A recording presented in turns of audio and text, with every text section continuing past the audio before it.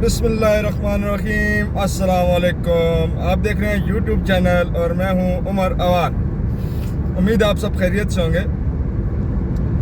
मेरा ये है तीसरा व्लॉग। आज के व्लॉग में आप सबका बहुत शुक्रिया, आपके लाइक, कमेंट और सब्सक्राइब करने का।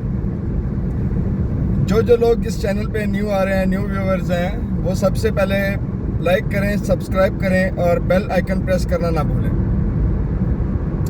मेरे लिए एक शुगल है व्लॉग बनाना और आप लोगों के लिए इस फन में बहुत अच्छी अच्छी बातें इंशाल्लाह ढूंढ के लाऊंगा और करूंगा।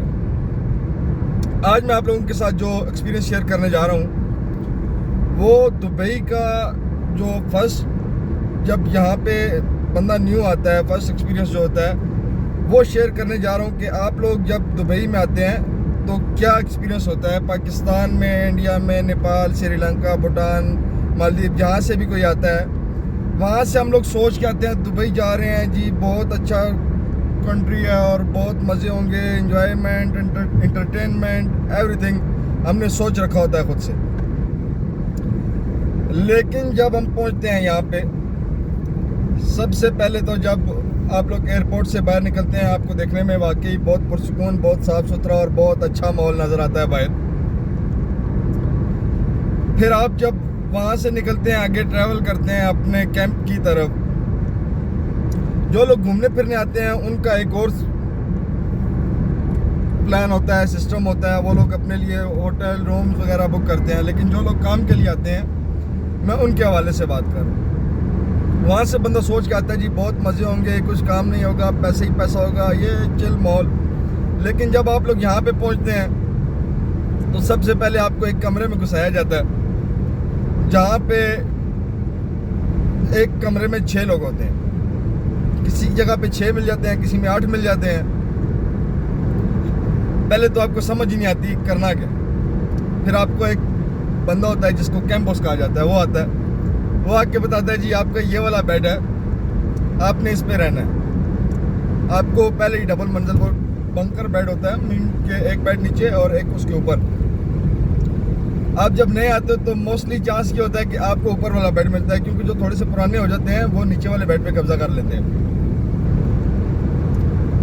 पहले आपके लिए वो बेड पे चढ़ना एक टारगेट होता है, ऊपर चढ़ो फिर नीचे उतरो। खैर इस मरहले में आप जब पहुंच जाते हैं, फिर आप थके आ रहे आते हैं, आप सोचते हैं भाई अभी हमने फ्रेश होना है, फ्रेश हो जाए।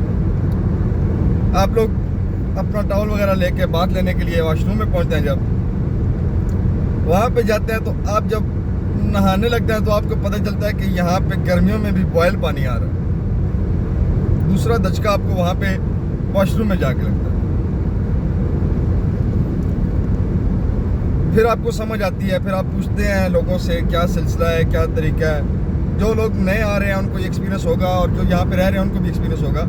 लेकिन जो अभी आने वाले हैं उनके लिए ये वीडियो बहुत काम वाली है कि उनको पता होना चाहिए कि आप लोग दुबई में अगर काम के सिलसिले में आ रहे हैं तो बिल्कुल सुहाना कोई सपना नहीं रखना कि बहुत बड़ी बड़ी बिल्डिंग्स हैं और बहुत जो है ना वहाँ पे एंटरटेनमेंट है, गोरियाँ देखने को मिलेंगी, XYZ, ऐसा कुछ भी नहीं है। आप जब आते हैं काम के सिलसिले में 12 घंटे की शिफ्ट होती है, ठीक है, 1-1.5 घंटा आने में, 1-1.5 घंटा जाने में। फिर आप रूम में जाओ, खाना खुद बनाओ, उसके बाद लॉन्ड्री खुद करने का है, उसके बाद आपको अपना सारा मतलब बर्तन खुद धोएं, कुकिंग खुद करें, सब कुछ आपको खुद करना होता है। तो उसमें मोस्टली आपको अपने लिए टाइम मिलता ही नहीं है। जो फिर मस्कीन हजरात शादीशुदा होते हैं उनकी बेगमात नाराज़ होती हैं जी, ये हमें कॉल नहीं करते, ये हमें टाइम नहीं देते। ओ खुदा के बंदो, थोड़ा सा अपने हस्बैंड को रिलैक्स दीजिए, यहाँ पे लाइफ बहुत टफ है। तो जितने लोग दुबई में नए आने वाले हैं उनके लिए मेरा ये मशवरा है कि अपने दिल में कोई वहम और गुमान पाल के ना आए कि यहाँ पे बहुत मज़े हैं, बहुत एंटरटेनमेंट है, और ऐसा वैसा कुछ भी नहीं है। जब आप आते हैं 12 घंटे शिफ्ट करते हैं, उसके बाद आपको छुट्टी अपने टाइम पे नहीं मिलती, कई दफ़ा मर्ज़ी से छुट्टी नहीं मिलती, कई दफ़ा महीना महीना 2-2 महीने। ऐसे लोग भी देखे हैं जिन्होंने 6-6 महीने, साल छुट्टी नहीं की होती। तो यहाँ पे लाइफ बहुत टफ है। आप पैसा कमाने आते हैं तो यहाँ पे एंटरटेनमेंट को छोड़ के आप कुछ ऐसा सोचें जिससे आपके आगे बढ़ने के चांस हो। मेरा 7वां साल है यहाँ दुबई में और माशाल्लाह से लाइसेंस लिया, गाड़ी ले ली, मोबाइल सब कुछ अच्छा है अल्हम्दुलिल्लाह, रह भी रहे हैं।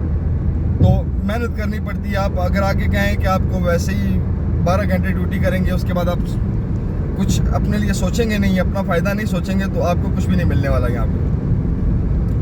तो इसलिए बहुत अच्छे अच्छे लोग हैं, बहुत सी कंट्रीज़ के लोग आपको मिलते हैं यहाँ पे, स्पेशली आपके पड़ोसी मुल्क जो हैं, नेपाल, इंडिया, बांग्लादेश, श्रीलंका, ये जो लोग हैं, ये आप एशिया के लोग, ये बहुत अच्छे लोग हैं। इन लोगों से आप लोग जब यहाँ पे आते हैं, देखें जहाँ पे अच्छे लोग होते हैं वहाँ पे बुरे लोग भी होते हैं। तो इसलिए आपने बिल्कुल ये सोच के नहीं आना कि सब आपको अच्छे मिलेंगे। कई ऐसे आस्तीन के सांप भी होते हैं जो आपके साथ रह के आपको डंग मार देते हैं, और कई ऐसे भी होते हैं जिनको आप बिल्कुल नहीं पूछते, लेकिन जब आप पे मुश्किल और कड़ा वक्त आता है वो आपके साथ खड़े होते हैं। दुबई में आके फोकस अपने फ्यूचर पे रखें। अगर आप ये सोच के दुबई में आ रहे हैं कि हम वहाँ पे जाएंगे, आईफोन लेंगे, पाकिस्तान में एक 125 लेंगे और चिल करेंगे, अच्छी सोच है, आप चिल करने का सोचना चाहिए, लेकिन आपको ये सोचना चाहिए कि अगर आप आईफोन लें और उसमें नेट पैकेज ना हो तो फ़ायदा नहीं है। अगर आप 125 लें या गाड़ी लें, उसमें पेट्रोल ना हो तो फ़ायदा नहीं है।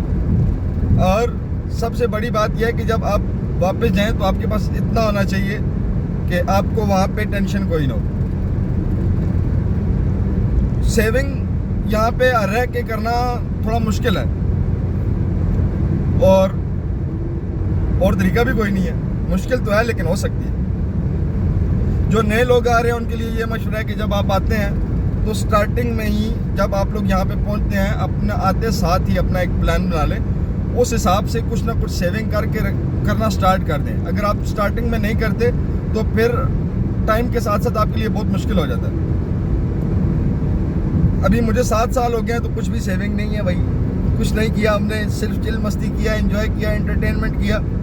तो ये एक्सपीरियंस हुआ कि सेविंग करना चाहिए था। बहुत लाइफ के जो प्रीशियस टाइम था वो हमारा वेस्ट हो गया। अभी इंशाल्लाह खुद भी सोच रहे हैं कुछ अच्छा करने के लिए, और आपके लिए भी मशवरा यही है कि जब आप यहाँ पे आएँ तो अपने लिए अच्छा सोचें। आपने सारी ज़िंदगी फैमिली से दूर नहीं रहना, आपने अपनी फैमिली के लिए भी सोचना है और अपने लिए भी सोचना है। सबसे प्रायोरिटी खुद को रखें और उसके बाद बाकियों का सोचें। लाजिम है हम लोग यहाँ पे हैं, फैमिली को सपोर्ट करने के लिए हैं। आप लोग भी, हम लोग भी, सब लोग जो आएंगे वो भी इसीलिए आएंगे। अपनी ज़ात के लिए कोई अकेला यहाँ पे रहने का कोई फ़ायदा नहीं। तो इसलिए जो भी आए वो अच्छा सोच के आए, लेकिन ये ना सोच के आए कि अय्याशी मिले, काम करना पड़ता है।